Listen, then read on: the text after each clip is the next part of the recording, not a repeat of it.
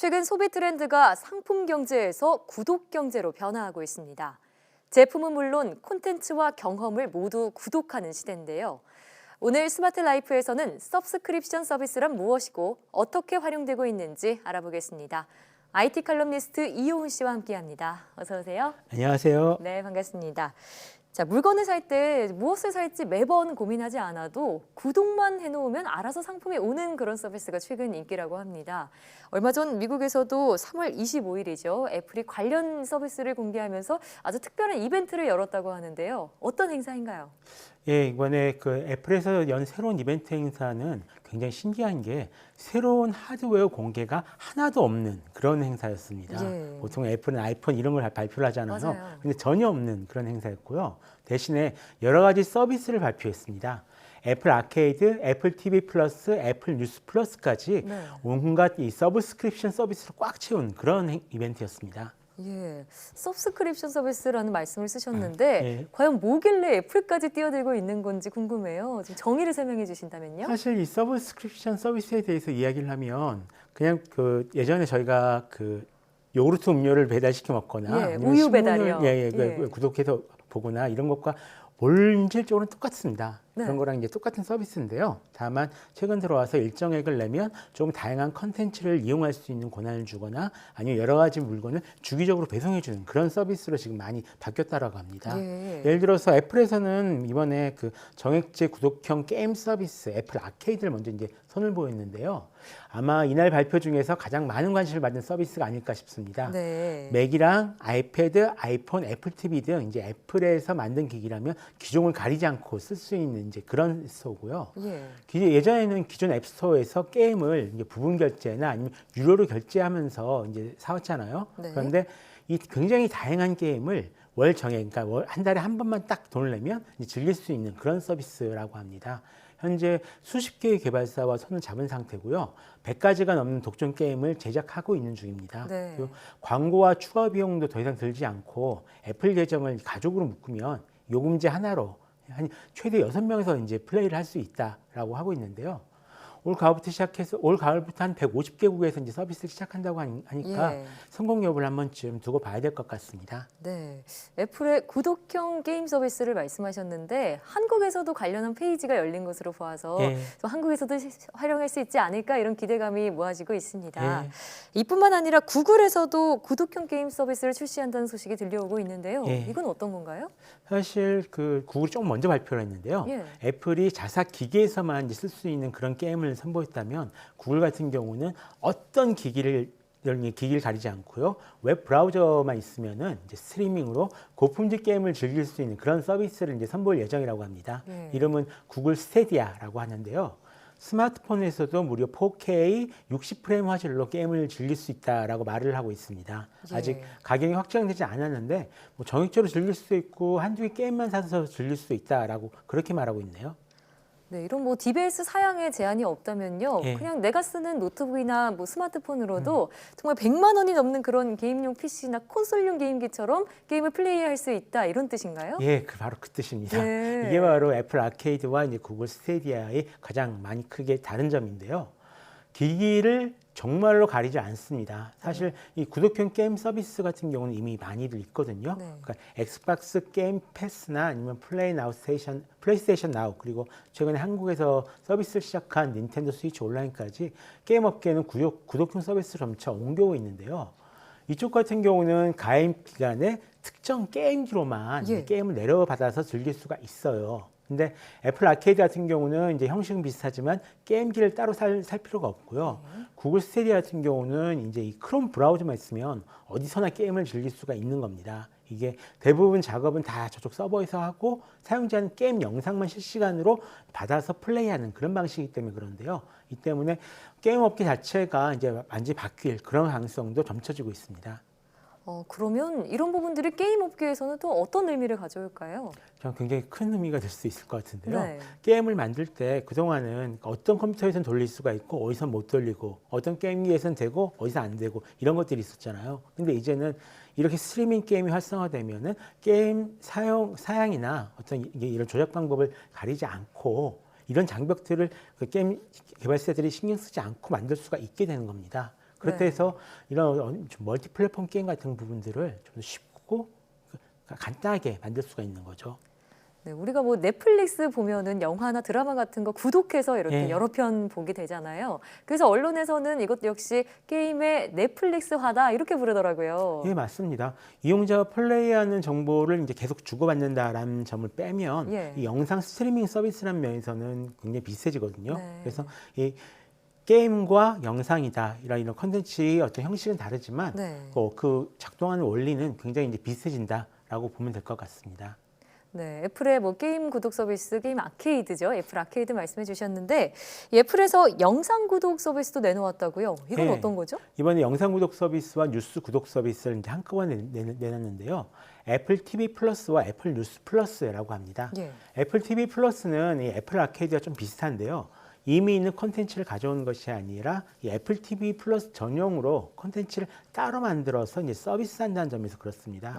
그래서 이제 스티븐 스필버그나 아니면 오프라 윈프리 같은 유명한 감독이랑 출연자의 최신작을 독점 공급한다라고 하고 있는데요.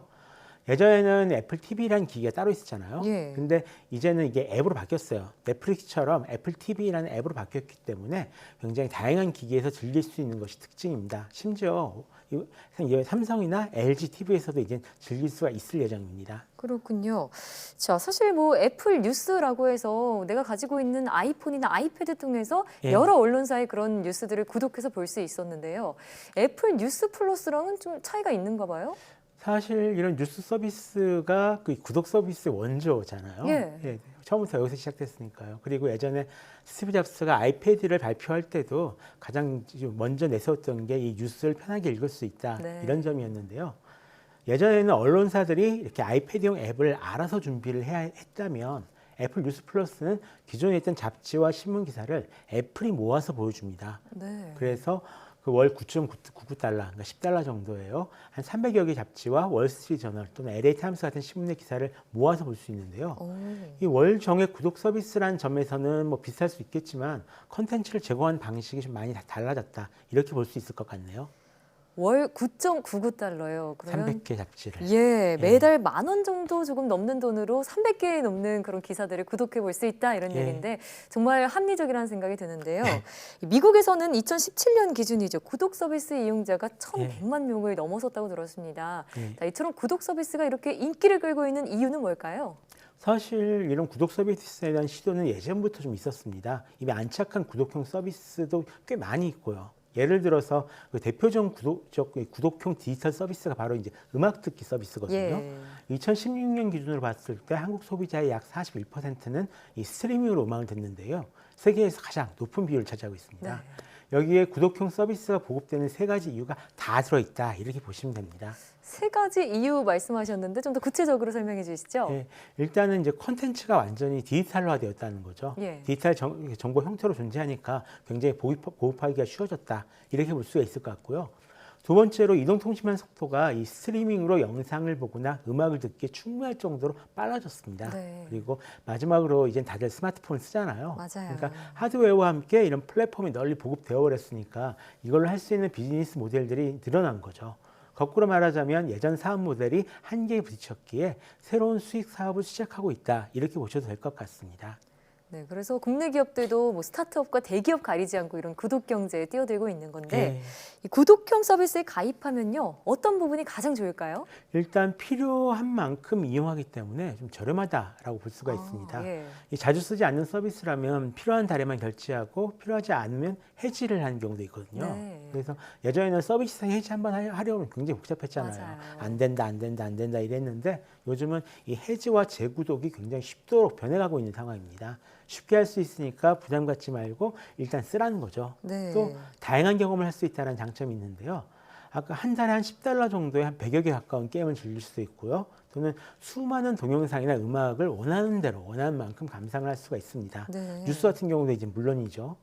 넷플릭스가 예전에 한 말인데 우리의 가장 큰 경쟁자는 이제 수면 시간이다라고 한 말이 있거든요. 네. 이 말이 농담이 아닌 셈입니다. 그러니까 깨어있는 시간은 다 이용하겠다 이런 얘기로 들리는데 자, 사용자에게는 취향에 따라서 여러 제품을 이용할 수 있고 또 구독만 해두면 알아서 상품이 오니까 예. 정말 편리할 것 같다는 생각이 드는데요. 그런데 사용자 입장에서는 이런데 그럼 기업 입장에서는 좀 손해를 보지 않을까라는 걱정도 돼요. 어떤가요? 사실 절대로 쉬운 사업은 아니거든요. 네. 그래서 이용자가 계속 서비스를 이용할 수 있는 가치를 이제 제공을 해주지 않으면 이용자는 좀 금방 떠나가거나 아니면 중간에 잠깐 멈춰버리는 그런 경향이 있습니다. 예. 그래서 계속 좋은 콘텐츠를 만들고 이제 보여줘야 되는 그런 어려움이 있는데요. 그래서 이제 최근 플랫폼 사업자들이 이렇게 직접 뭐 콘텐츠를 만드는데 개입하는 형식으로 콘텐츠 배급사까지 겸하고 있는 이유가 바로 여기에 있습니다. 예. 근데 다만 이제 한 번 안착한 이용자들은 또 잘 옮기지 않으려는 경향이 있거든요. 그러니까 그냥 빠져나가는가 보다 하고 가만히들 계세요. 네. 그래서 꾸준히 매달 안정적으로 좀 그 세금 걷듯이 수익을 가져올 수 있는 이런 장점이 있습니다. 네. 그래서 이제 다른 말로는 잘하는 사람만 살아남을 수 있는 그런 구조인데요. 그래서 스타트업 기업 같은 경우는 웬만하면 이런 콘텐츠 구독 서비스에는 잘 손을 안 대고요. 직접 이제 콘텐츠를 만들거나 아니면 물건이나 서비스를 판매한 형태의 구독 서비스 사업을 좀 선호합니다. 네, 뭐 기업 또한 뭐 안정적으로 매출을 올릴 수도 있고 또 제품에 대한 그런 소비자의 반응을 신속하게 알 수 있으니까 하나의 장점이 있겠다는 생각이 들고요. 또 꽃배달이나 셔츠, 자동차 등 정말 여러 가지 분야에서 이런 구독 경제가 현실화되고 있는데 또 다른 예를 들어볼까요? 정말로 많은 구독 네. 서비스가 지금 나오고 있습니다. 이 면도기나 일상생활에 꼭 필요한 물건을 정기 배송을 해주는 건 당연하고요.